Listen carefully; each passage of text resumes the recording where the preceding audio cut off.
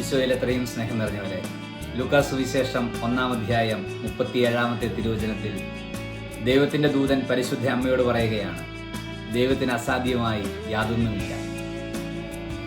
പരിശുദ്ധ അമ്മ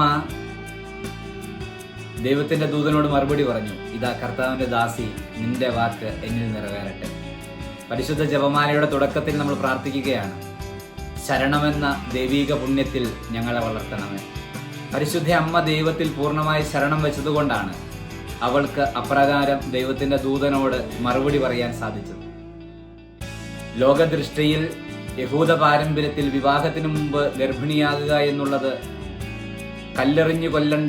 പരസ്യമായി കല്ലെറിഞ്ഞു കൊല്ലേണ്ട പാപമാണ്. പക്ഷേ അവൾ അതിനെയൊന്നും മാനിക്കാതെ ദൈവത്തിൻ്റെ പദ്ധതിയോട് സമ്മതം മൂളണമെങ്കിൽ അവൾ തീർച്ചയായും ദൈവത്തിൽ ശരണം വെച്ചിട്ടുണ്ടാകും. നമുക്ക് ചിന്തിക്കാം, നമ്മളൊക്കെ എവിടെയാണ് പലപ്പോഴും ശരണം വയ്ക്കുന്നതെന്ന്. പ്രിയപ്പെട്ടവരെ, ഈ ജപമാല മാസത്തിൽ ജപമാല കയ്യിലേന്തിക്കൊണ്ട് ദൈവത്തിൽ പൂർണ്ണമായി ശരണം വയ്ക്കുവാനുള്ള കൃപ നൽകണമേ എന്ന് പരിശുദ്ധ അമ്മയോട് നമുക്ക് പ്രാർത്ഥിക്കാം. ജപമാല രാജ്ഞി നമ്മളെ സമൃദ്ധമായി അനുഗ്രഹിക്കട്ടെ.